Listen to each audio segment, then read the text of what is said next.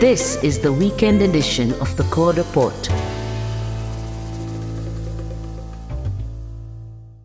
Hello and welcome to the Core Report's weekend edition. Energy efficiency is a target and a very long journey because it means that you and I have to work on reducing our carbon footprint. It means that we and our gadgets, our appliances have to become more energy efficient and have to stay energy efficient. So how do we do that?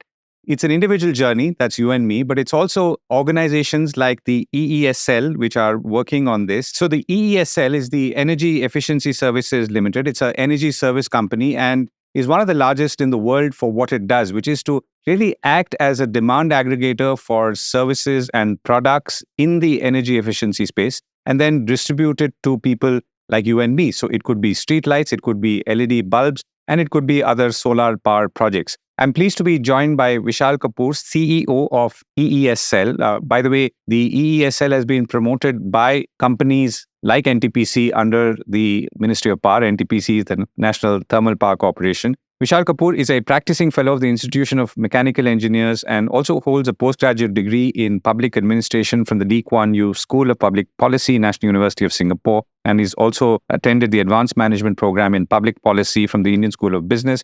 He's worked extensively in Indian Railways and has rich experience in railway traction, freight cars, design, operations, and maintenance. And he is now instrumental in formulating the revamped distribution sector scheme for operational and financial turnaround of distribution utilities. Mr. Kapoor, thank you so much for joining me. So first question, tell me about EESL. What does it do? Why was it set up? And what are its broad mandates? ESL was actually set up in 2009.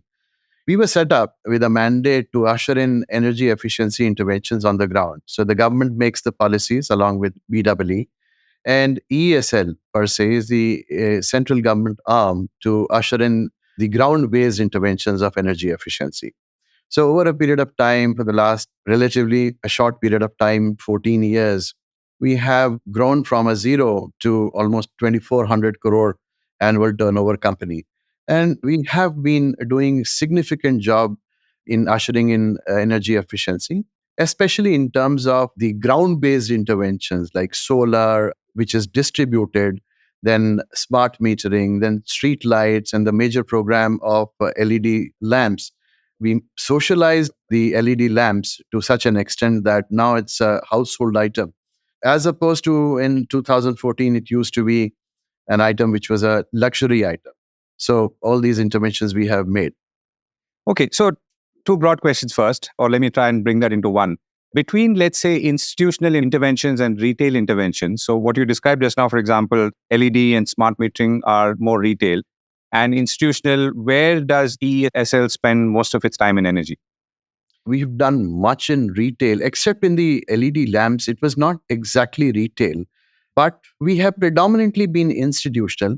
And what we helped the discoms was socialize the LED lamps in the retail space through the discoms by aggregating demand, reducing the prices, and using discoms and other TA agencies as a vehicle to proliferate it amongst the common people. Otherwise, all the interventions, let's say about street lights, which is one of our biggest programs, or distributed solar, again, the counterparties are discoms. In street lights, it's the municipalities, or let's say even in smart metering, when we got into it, the counterparties are actually discoms, even though the smart meters are provided at the end of the consumer. So we work predominantly in the institutional space, and now we are actually making interventions in the retail space, recognizing that the best bang for GHG emission reduction per unit of investment lies in the retail and domestic space, along with the industry. So these are two sectors. So we believe that there is a lot to be done in the retail space. And that is why we have been working to expand our business in the retail space to provide both public and shareholder value. Right. And I'll come to the business or the revenue side of it in a moment. And I think you've defined your strategy in saying that greenhouse gas emissions are best addressed by greater focus on retail as opposed to anything else. But can you build on that a little bit and how that's playing out as a strategy, not necessarily on ground? Okay. It's said that almost 40 to 45% of the climate mitigation efforts are going to come from energy efficiency, which is basically the demand side of the equation. We've seen a lot of work on the renewables and on the supply side, but energy efficiency is the demand side of things. So, what energy efficiency does is reduce the demand itself.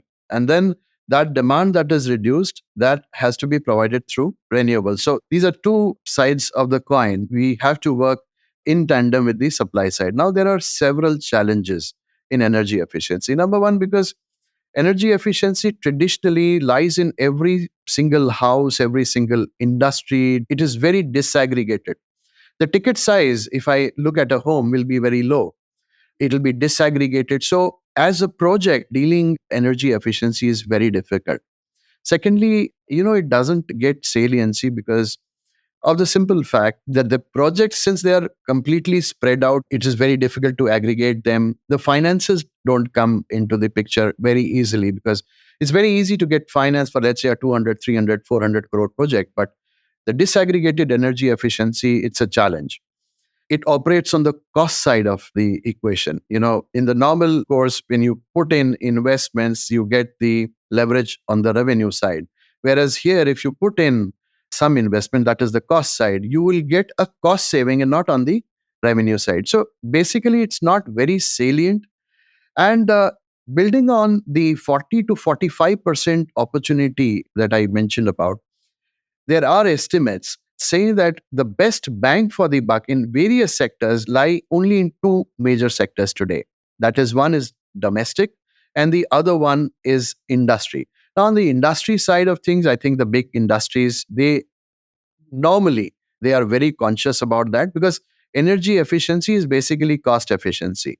So they do make their own investments on the cost side and derive benefits, reduce their costs. So it's a no-brainer. So it is the MSMEs where the challenge lies because the investments become a problem in MSMEs. But the most untouched space, I believe, is the domestic segment. For a simple reason, and I'll just give you an example. I mean, take the example of a humble fan. A fan will cost you about 1,000 rupees. A conventional fan consumes 78 watts. Now, there are fans available in the market for 2,000 plus, which consume only 28 watts. And now, what does a consumer do? He will go into the market, he'll buy a fan which is cheaper, which is 1,000 rupees. But the way the fans are, and we know, I mean, we don't change fans every day. The consumer who's buying a conventional fan today, we are losing that consumer for the next 7, 8, 10 years minimum. Same is the case with air conditioners. For example, we are an aspirational society, our income levels are rising, and people, as and when they are reaching that level where they can afford air conditioners, they would like to go in for a comfort solution, air conditioning comfort solution at a cheaper price. So that's why a 5-star AC, which is expensive, it'll not be bought. And in case if you buy an unstarred or a lower star AC, you're losing that consumer for the next 7 years. So we identify ourselves as a company or an institution with the government mandate to reduce the energy consumption.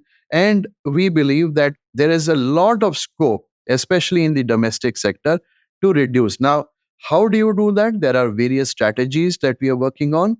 But the long and short of it, I believe that domestic sector today, the maximum latent potential lies there. Right. And since you mentioned the star system, could you broadly tell us, a lot of our listeners may not be in India, for example, they may not know what it means. I mean, I too have been a fan of the star system, buying 5 stars. But the thing that I've not done is really try and compute it backwards and said, okay, if I were to buy a 4-star instead of a 5-star air conditioner, what is the real saving I could get? So in my case, I think it's the appeal that's working more than the actual savings that I'm computing. Yes, and that's a very valid point because basically star rating is determined by Bureau of Energy Efficiency, which comes out with a few appliances ratings in terms of energy efficiency. The 5-star is the maximum efficient rating and 3-star is the lower one. And as the stars reduces, basically there are more energy guzzlers. So obviously, because the technology is higher in the 5-star and as the stars increase, their cost also definitely goes up. Now, the whole issue is about the total cost of ownership. Now, if you're buying a 3-star AC, it may cost less initially, but it'll guzzle electricity more. And if you buy a 5-star AC, then the upfront cost will be more, but the energy efficiency will be high and your operational costs will be low. So, in our experience, I mean, the highest of the 5-star ACs today, as compared to the 3-star conventional ACs of, let's say, 2018, 2019 vintage, will be able to save almost 30% of the energy. So, and if you do the calculations of incremental upfront costs and try and analyze it on the total cost of ownership basis, I think the additional cost of a 5-star, good 5-star AC, you can recover that cost in the next 2.5 years on the maximum side. Especially the ATMs, the more you use the AC, like for example, ATMs, they use ACs 24 hours. In that, I believe that if 5-star or even super efficient ACs, even much beyond 5-star, which probably may not be in the market and on which we are working on, if that is done, the payback time will be less than a year, year and a half. So basically, the concept is total cost of ownership. The issue is that when we as consumers go out and buy any kind of equipment, we only generally look at the price. And the other thing is the social norm that you said. I mean, there are two ways: either you use a price as a point, or the other thing is basically a social norm or kind of something that makes you feel proud that yes, you are a good energy efficient, energy less energy consuming consumer. So these are the two aspects. The second aspect, as you said, is very less. It requires knowledge and understanding, and not everyone is from this field, the power side or appliances side. The real thing is the total cost of ownership, and this is what we need to socialize amongst the people. Right. So if you were to look at all the strategies that have played out in either whether it's street lights or the entire LED program, which was perhaps the world's largest of its kind as it was rolling out, and I'm sure still is, what do you think? I mean, if you were to look at the lessons, so in many of these cases, you're providing some kind of subsidy to, in a way, tempt people to do something that's actually right for them. Now, this is fairly standard, I'm assuming, when it comes to social or economic policy. But what is your learning from this world, as we've kept rolling out? And I want to come to the Prime Minister's scheme for solar panels as well in a bit and see how that links up to the chain. But first, your learnings from what you've seen in the last few years. Well, I think I would say that we have never worked on government subsidies. So we always work on demand aggregation and creating value out of demand aggregation, reducing the prices. So that has been the model predominantly. Let's say even in street lights or even in LED lamps, there was no element of subsidy. And that was the engineering done by EESL. That demand aggregation, as you do, you give a visibility of demand to the market for products that are not very much available or are not being manufactured. Then the industry responds by, this is basic supply demand economics. So this is what we have done so far. Predominantly, there have been a few programs which have been the government programs that we have implemented, but they have been at a lower scale. So even in terms of electric mobility, if you see, electric mobility is something that our ESL germinated in India. In 2018, there were no electric cars in India at that point of time. We put out a bid for 10,000 electric cars, and the industry responded. Within a period of 6 to 9 months, they came out with their vehicles. And so basically, energy efficient equipments do not make much financial sense. They do make a lot of economic sense. Our role has been to try and bridge this gap between the financial as well as the economic viability by reducing the cost of ownership and trying to tell people that yes, number one, we are trying to reduce the original cost of acquisition. And the other thing is that this is going to give you saving. So this is a double mechanism: reduce the cost of ownership and at the same time ensure that the savings further are able to tell you that yes, you can save money by being more efficient. And tell us about rooftop solar. Does it, or how does it fit into this chain? Well, yes, I think this is a very, very exciting development. The government has recently increased the subsidies to the extent of 30,000 rupees per kilowatt till 2 kilowatts and 18,000 rupees for the third kilowatt. I think about rooftop solar in India, has been predominantly institutional. There have been pockets of residential adoption as well. But total capacity that has been added is 11 to 12 gigawatts. And I believe that there is so much of space available on Indian roofs that solar rooftops have to be installed as a measure of supply side interventions for mitigating climate change. Now, with the increase in subsidies, I think the case for ownership of solar rooftops has just become very good because let's say even if we go in for a 1 kilowatt solar rooftop, I believe if we get about subsidies of 30,000 rupees, I think the project can be done at a cost of 20,000 rupees per consumer. And now to add to it, the government has come out with statement that a concessional financing will be provided.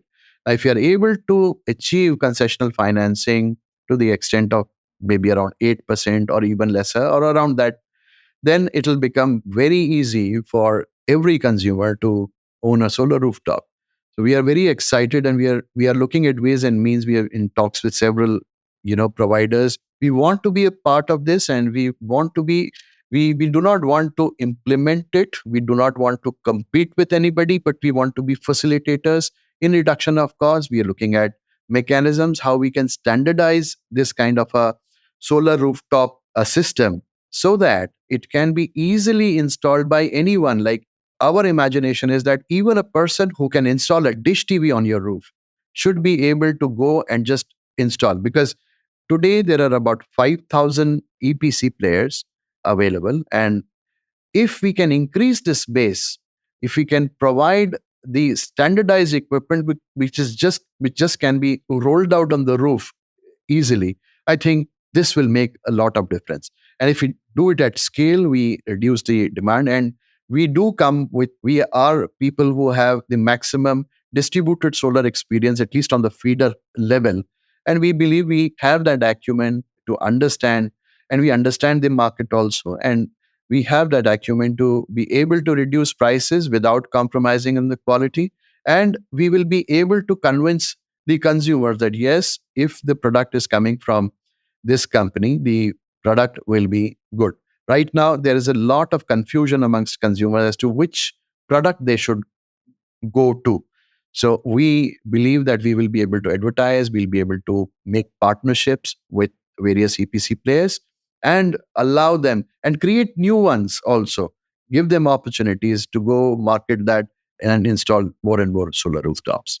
What are the major projects that you are working on right now? And how many of those would include similar, let's say, aggregation efforts like you would have done for LED lights or street lights and so on? The new projects, that we don't call them projects, basically they're basically appliances. We have restructured our company in a way that we have created a completely different dedicated appliances division recently, and which will only deal with appliances. The new appliances that we are looking at are induction cook stoves, because again, induction cook stoves are almost 20-25% more efficient than the conventional cooking methods. So induction cook stove, it's a relatively a cheap item, and we are aggregating demand. We have recently carried out 2 bids.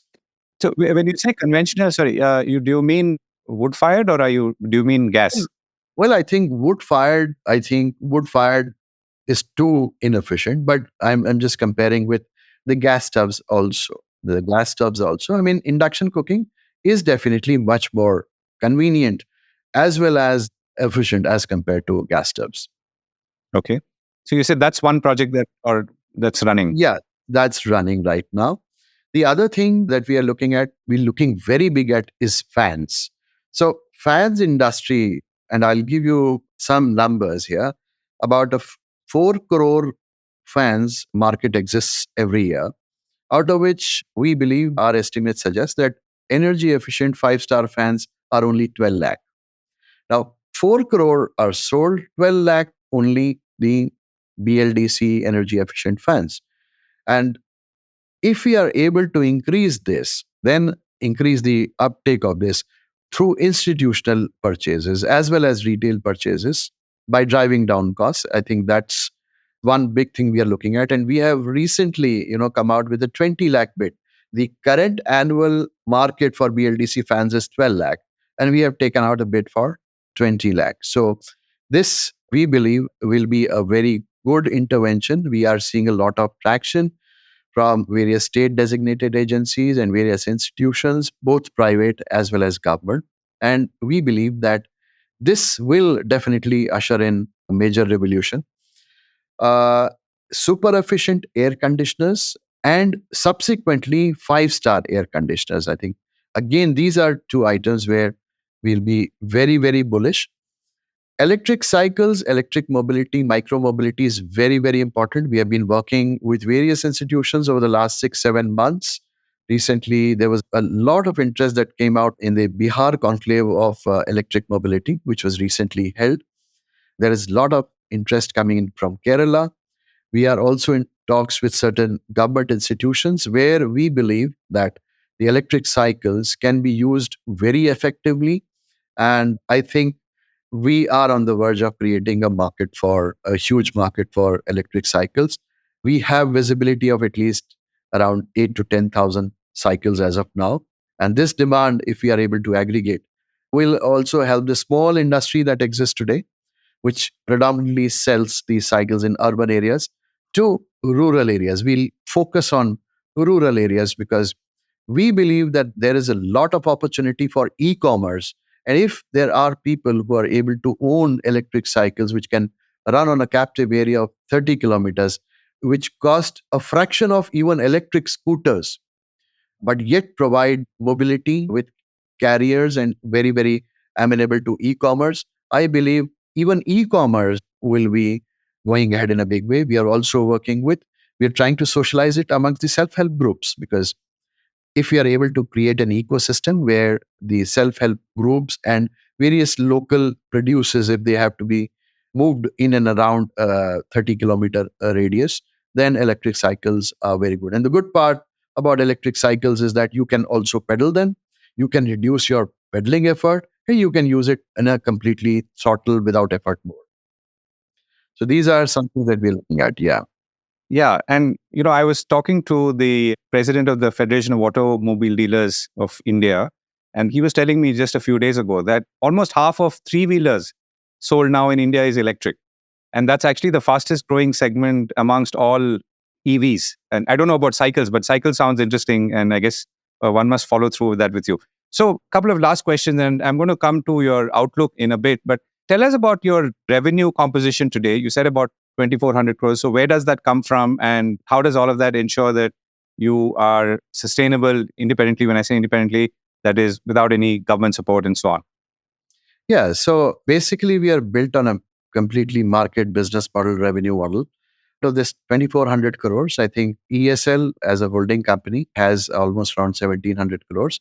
And rest of it predominantly comes from our step down entity in the UK, which we own, which is into the business of tri-generation. And that's doing very well. And now tri-generation, beyond tri-generation, they have also started diversifying into battery energy storage systems. And they have started developing, deploying such systems in the UK. And we want to use them to bring such systems in India also. So this is basically 1,700 crores and the rest of it coming from Edina. And then step down entity, the CESL, the Convergence Electric Energy Services Limited. This is a mobility dedicated company, and we are doing the electric buses. All the states, we have done almost around 12,000 buses so far. And the latest bid under the BME Bus Seva scheme is also under process right now. It's closed. It's under process for 3,800 buses. We do electric vehicles leasing. We are trying to germinate a market on EV as a service and EVCI as well. So this is what our business is. So as you look ahead, Mr. Kapoor, what are you seeing in the next couple of years or literally a year or two in terms of the strategic direction? I mean, all of what you've done so far in contrast to what maybe might change or not change as you look ahead. As a company which believes more in creating public value, not to mean that we don't want shareholder value as well. We work at the intersection of these two spaces. They are a listed company, but we have to strike a balance between shareholder and public value. So to that extent, I think going forward, I think electric buses are going to be very big. Recent announcements by in the media about 8 lakh buses coming out and the government looking at socializing these many electric buses. This is extremely important. We also feel bored by the very announcements as late as in COP28 and therefore before that in G20 about doubling the rate of energy efficiency. And that's something which is extremely important, that has brought and launched energy efficiency to global center stage, that yes, we have to work on energy efficiency in a big way. So I believe energy efficiency will continue getting a huge impetus as we move forward from here. The government is also, every time it's being talked about, that yes, energy efficiency has to usher in. And that's why we are trying to, whatever we have done is in the institutional public space. Now we are trying to look very closely at the domestic retail segment and also B2B large bulk deals for ushering in energy efficient appliances as well as energy efficient solutions as we go forward. It'll be the time for energy efficiency has come now. Mr. Kapoor, thank you so much for joining me. Thank you. Thank you very much.